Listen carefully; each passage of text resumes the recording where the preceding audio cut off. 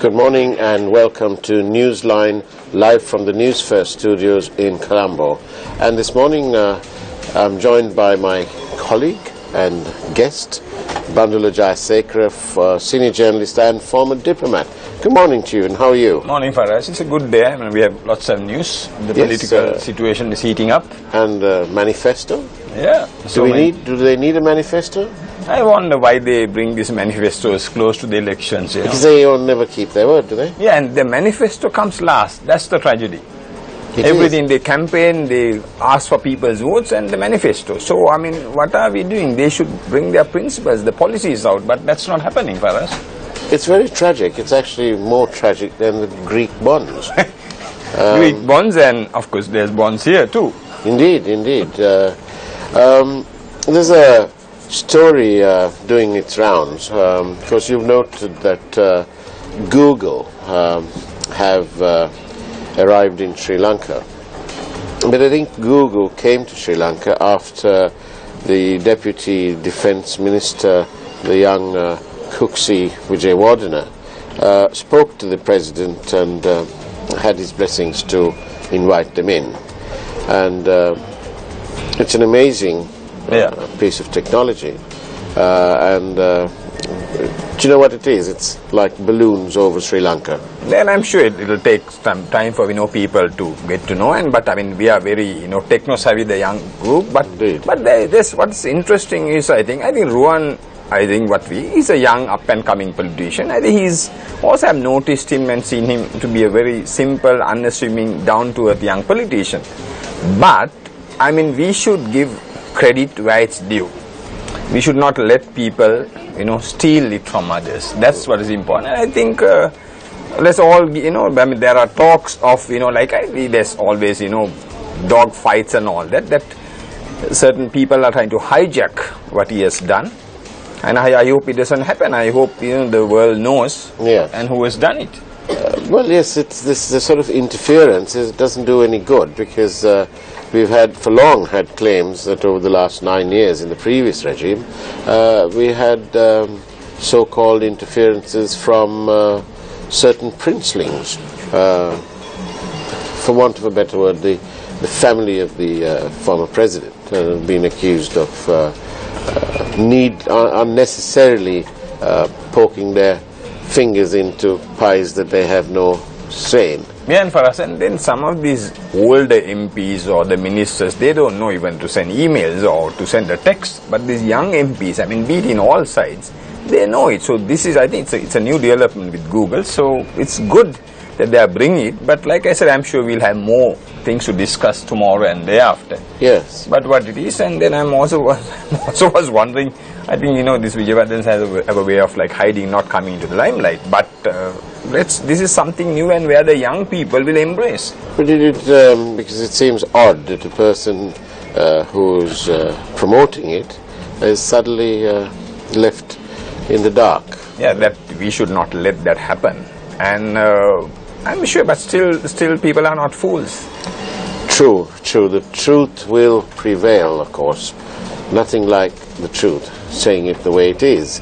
Don't you agree, Bandula? Yeah, very much. And also, with your permission, I have this, we are discussing about President Kalam. Yes, it's very sad. And very sad. And then on NDTV, his aide, Srijan Pal Singh, spoke to Nidhi Rasdan of NDTV. And it's very interesting what Srijan Pal Singh told Nidhi, that that former president, the late President Kalam, he had never ever kept students waiting, unlike our politicians. Our politicians keep students waiting for hours, in the hot sun. But that was something where late President Kalam had said, don't ever keep students waiting. He went on time. That's one thing. Another thing which also Srijan Pal Singh said was, former President Kalam was always concerned about his guards. He went, he had always said, I am in air-conditioned rooms, I have all the comforts, but he used to go and inquire with them, from them, whether they have had their food. He was always concerned. And something very interesting also for us, that 2 days before his death, he has expressed his displeasure on the workings of the Indian Parliament. So we are not only okay, that's what President Kalam said, but what about our Parliament? Well, yes, there's a lot to be desired from our parliament, which is why we must again and again remind the people of Sri Lanka, the voters, to choose wisely, to choose somebody who will represent your interests and the interests of our country. Very important. It's only 19 days more to the big day, and we have one person who's been Prime Minister 3 times in Sri Lanka and never had a full term. Why is that? Why is that? That's it. It's almost like he's a temporary Prime Minister. Why would you say that? You know, I mean... Well, that's the record. You start temporarily and then you become permanent. Even though nothing is permanent in this world, we live in a very impermanent world. Yes. But you could be, you know. He's almost a specialist in only coming in there for... He can't maintain the pace. For whatever reason, whether he's unfortunate or whatever, the record is that he's been very short-term. And he's now looking for a full term. Yeah, but I mean, I have this is something, you know, you sound very suspicious because is it because for us that his school beats you in rugby and other sports? That not at all. There's no school better than the school by the sea. There's no doubt about that. That's not debatable. But no, seriously, what do you think the chances are for either side? What are the main issues, do you think? I would say, I think it's too early to say this, but I think in 2 weeks' time, I think maybe from the first second we will be able to judge it. You know, there's so much of rhetoric. You know, people are saying, we'll give you this, we'll give you that. But finally, I mean, people are very watching, like, see, our MTV channel, seriously, we are leading a great campaign to educate the masses. I'm sure we have come to a very, you know, it's been, you know, conducted successfully. It appears to me that when one drives around, especially out of the city and so on, that the campaign is being carried out through the media and through the social media. That has become a very powerful tool, because obviously the digital divide between the people who have access to the internet and so on, or telephony, and the people without, is very narrow now. And I think we must be proud of that. That telephony, we may not have running water to all the households in Jaffna. Only 2% of the people in Jaffna have pipe-borne water. But I'm almost certain that everybody has access to telephony. Yeah, that's true. Even the man who climbs the coconut tree, who plucks coconut, everybody, the fishermen, they all use mobile phones. I think that has happened. And then also, what is good is that you have these messages coming in Sinhala and Tamil, not only English for us. So that helps. That's true. Let's move on slightly and talk about this right to information, which is what this digital divide we're talking about. It has become almost a human right, a basic human right, to have access to telephony. So if you want to be kept abreast with the news and the views from around the world, we can do that through your telephone and so on. And talking about the right to information, we have on the line this morning the former chairman of the Bank of Ceylon, Mr. Rusiripala Tenakun, to share a few thoughts. Good morning, Mr. Rusiripala. Good morning, Farhad. I was going to ask you, Mr. Rusiripala, about the right to information of the people in terms of the COPE report, or even the draft COPE report. Yes. Why can't the Republic be made aware of the contents, even if it is only a draft report? Well, for us, I mean, this is a very, very striking instance in this country. First time in the history of, I think, in this country, a parliamentarian going to courts to prevent a draft report of a parliamentary committee from being published. You know, it looked like to the public, it's like something like anticipatory bail, or, you know, in action in advance against defamation, something like that. So, the issue has got so much of attention onto it, you know, by virtue of several facts, you know, associated with it.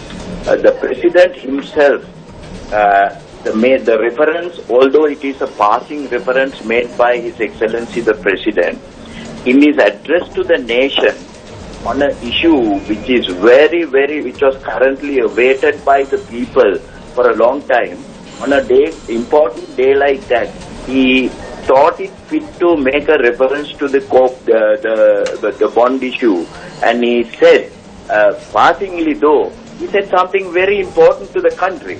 So it became all the more important. But we found from the very beginning. But Mr. Rusiripala, but I don't think it was a passing reference. By the media like you, specific. Like Sirasa. From that time onwards, it has been an attempt, very strong attempt by the government and those in authority to suppress the issue rather than giving information, making it open. We witnessed this from the time the episode was first revealed by you all. Now today, the situation has become worse. Now today, Dr. Nalin De Silva or Professor Nalin De Silva has gone to courts asking for the court to give an order to release this document to the public. Mr. Rusiripala, what we see is this is another Watergate which the government is trying to sweep under the carpet before it becomes a Waterloo. Mr. Rusiripala, my colleague Bandula has a question. No, but I think it was not only a passing reference. The President was very specific, you know, and he was very clear on what he said, that what he had advised the Prime Minister. Hey, Bandula, you are quite right. You know, he named the Prime Minister. He pointedly said that he requested the Prime Minister to ask the governor of the central bank to resign.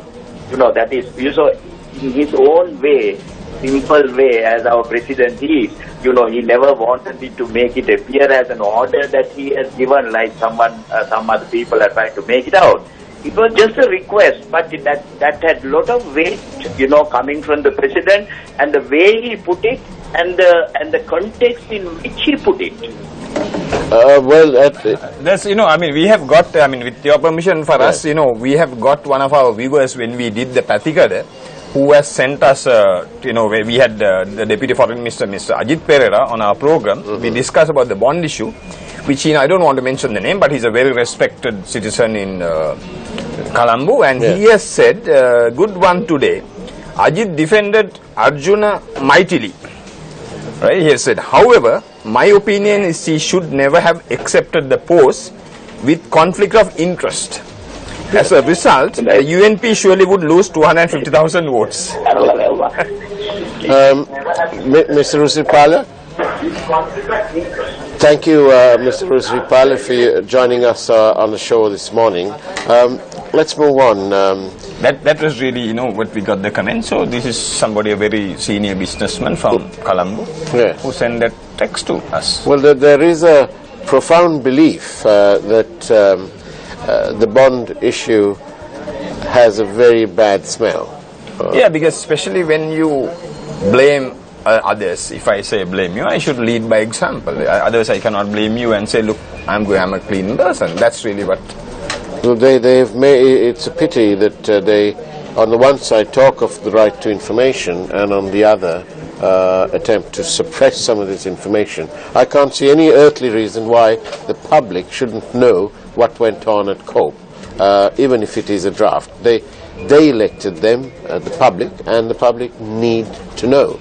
I hope our legislators and would-be legislators will take note of this sort of unethical behavior.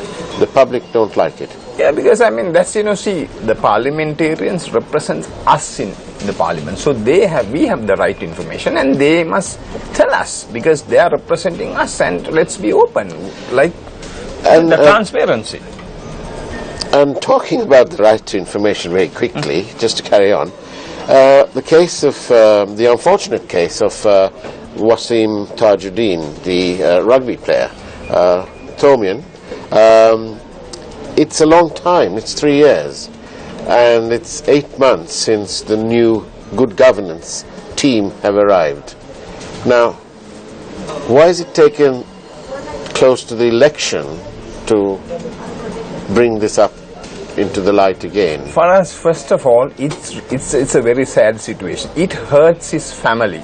Yeah. We should not play politics with these things. This was a tragic incident. So have it, you know, not to make political capitalization of anything. Yeah. Like you mentioned earlier, before we started the program, on Lasanta. Yes. Or even Wasim, you know, we should not let anybody to use this for political gain. The Lasanta Vikramatunga case, the very, very unfortunate case of Lasanta, it's like blowing hot and cold. When it suits the legislators, they bring it up because it's almost become a marketing tool to attract the news and so on. And it hurts the families. Of course it does. That is, but you know, it's not fair. If you really care, if you are talking of human kindness, humanity, this is not the way to do things. Whilst the newspaper that he partly owned has gone up and down and sideways and become a marketing tool nowadays, what we've forgotten is the impact it has had on his young family who live in Australia. Yeah, definitely. We have 3 rather distraught children who have to live with the fact that they have no dad. That's true. And one begins to question as to why he lost his life. And I remember, I mean, I worked with the Sunday leader, like, I mean, you have. And then I've had my differences with Lasanta. We are not saying no, but I remember how he used to sing over the telephone. Sing songs to his daughter Ahimsa. I still remember. That was a wonderful thing, which we remember. Well, you know, it's nice that we have wonderful memories of Lasanta, and even some of his writing will stick in our mind. Be that as it may, we now have on the line Professor Rajiva Vijayasinghe. Very good morning to you, Professor. Morning. And we thought we'd ask you, Professor, in your view, what should be the top 3 issues that politicians from both sides, all sides, should be addressing? Well, I think perhaps I have my own prejudices, but my very strong belief is that we need to look at 3 areas that have been comparatively neglected. One, I think, is education. Education in terms of modernizing our current education system. Getting rid of this idea that we have a wonderful system. We do have a very good system in terms of basic education, but it's no longer cutting edge. And I'm very glad that the Youth Manifesto, in a big way, the UMP Manifesto to a lesser extent, addresses the basic issues of proper training at all levels, including training for entrepreneurship, which brings me to my second main focus, which is job development. You know, for too long, Sri Lanka has been sunk in the mire of job creation. And while, of course, I can understand that it is important to create jobs, it is much more important to allow society to create jobs, to have job development. And I think there's a lot of stress on entrepreneurship training. This has to go hand in hand, of course, with support, because, I'm one of those as a liberal. Why we believe in the market economy. The market economy requires a level playing field, and people who are deprived need a lot of support. So I'm glad that UP Manifesto stresses a lot of loan schemes, in particular for women. This takes me on to the third point, which perhaps should be the first point, which is reconciliation. You know, far too little was done focusing on reconciliation deliberately. The last government thought that reconciliation could be achieved by infrastructural development. That was particularly important. It was good. But I think you also need to concentrate. You need to focus. That is why I have long suggested the need for Ministry of Reconciliation, in particular to take forward the action plan of the Lessons Learned and Reconciliation Commission, and to go hand in hand with the Human Rights Action Plan. And I think Professor one of the keys Vijayasinghe? for this is consultation. Rajiv, can we ask? Rajiv, we are short of time. Can we ask? Consultation at grassroots, that is vital. Rajiv, let's ask you a question very quickly. We're a bit running out of time. Rajiv, I'm going to ask a different question. But I asked you like once when you came to our Sinhala program, because this is for the benefit of the English viewers. Now, Ranil Wickremesinghe is your cousin. Yes. Why are you attacking him so much? Well, because every time I think that he has reformed and is a better person, he lets us down badly. I mean, don't forget that I came back to Sri Lanka from university full of high hopes with the Jayaja was in a government which I thought was opening up the economy, and found it was authoritarian, it was undemocratic, it was racist, as we saw in 1981 when the Jaffna Public Library was burnt. I just had at home on Sunday for dinner the son of my father's old friend, Chabakacha MP Navaratnam, and he was describing what happened in 1981 when, as you know, a lot of MPs were targeted. But surely you could solve this at home, right? Home and home. Referendum. We had the attacks on Tamils in July. Today is July 29th, when, if you remember, which was called Black Friday, there was a second outburst after Jaya's disgusting speech on television, in which instead of sympathizing with the Tamils, he basically said that the violence was the natural outcome of the Sinhalese to attempt to divide the country, and he introduced the Sixth Amendment, an attack on Tamils. And Ranil then defended, or rather mitigated what had happened, by saying that the burning of factories was nothing compared to what the Bandaranayakas had done. So there was a terrible thing to him, but I thought he had improved. Unfortunately, as we found in 2001, when I voted for the UNP, because I thought it was time to talk to everybody, he gave in totally to the Tigers, and he would not stop them importing arms. He would not stop their massacres of other Tamil groups. I remember Mr. Siddharthan telling me about the people in Plot who had been killed. And then this time round, when I thought, because President Maithripala Sirisena could at least control his worst excessors, he turned out to ignore the president completely. I mean, what he's done with regard to the central bank bond scam is outrageous. The president of the country tells him to tell the bank governor to go. Instead, what happens, he gets his acolyte Sajeeva Senasinghe to try and muzzle the Cope report. I'm afraid there is no hope of good governance when he is in charge. Rajiv, we have a problem of time. There are people who are quite good, but he's not one of them. Rajiv, thank you for that. We'll have you on a show, on another show where you'll have more time. Thank you very much for having joined us.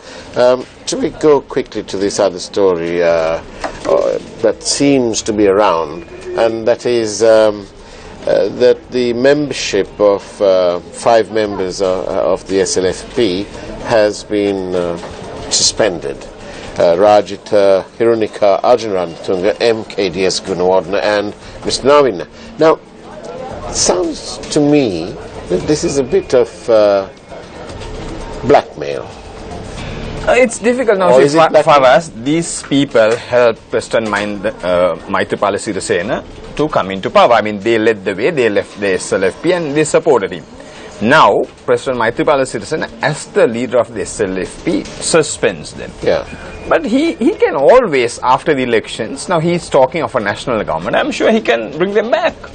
What do you think? How do you see the scenario? I'm sure. Well, yes, they can, but it's all this up, down and sideways business that is doesn't all go well. And again, our mantra, think wisely before you vote.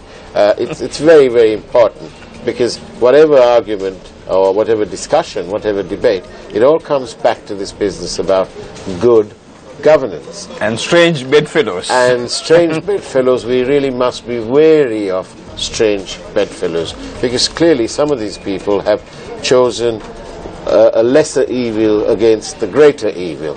And who is to say which is greater and which is lesser? Don't you think? And they... but it still could be evil. It could be. Lesser or more evil. It could still be evil. Bandula, tell me, how important, you have been working abroad in a diplomatic mission and so on, what really is the perception of Sri Lanka? You were in Australia? Yeah, I was in Australia, Toronto and New York. And so how much of the average Australian, non-Sri Lankan origin, what did they think of Sri Lanka? I think things have changed after the end of terrorism, but let's see, if you talk of Australia, Australia knows Sri Lanka well. There's one reason we all know, because of cricket. Right.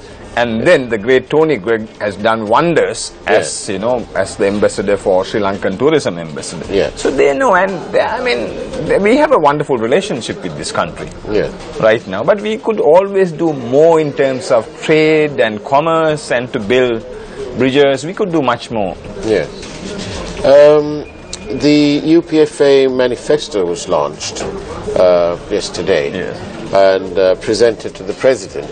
Personally, I would have liked to have seen the President and the party presenting it to the people, not the other way. That's always the case, and then we read it in the newspapers, they distribute the books. That's really what happens. So they say it's for the people.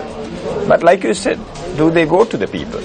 Well, and reconciliation must, I think, be, don't you think, should be the key to Sri Lanka's progress. The former president found to his cost that roads and development in buildings and cement and stone was not enough to satiate the aspirations of a people who have been sort of drowned by 30-odd years of war. Yeah, but I mean, when you say this about buildings and all that, what comes to my mind is saying by, I mean, since we spoke to Rajiva's uncle, so is Ranil Wickramasinghe's uncle, the great Bishop Lakshman Wickramasinghe, the late, who was the chairman of Board of Governors of many schools. He said, building does not matter, but character is what matters. Indeed, indeed. So we hope that as the details of the UPFA manifesto emerges and is examined with a fine-tooth comb, that the people will be able to understand what it is that one particular party is trying to do, and carefully weigh the options with what the other parties are trying to say, and be very, very calm and collected when making one's decision. On that note, I'd like to say thank you for being on the show. Thank you for having me. It's very, very nice to see you here every morning, Bandula. Thank you. You've obviously got an alarm that works. I thought I'll leave you this morning with this quote: "The harder the climb, the better the view.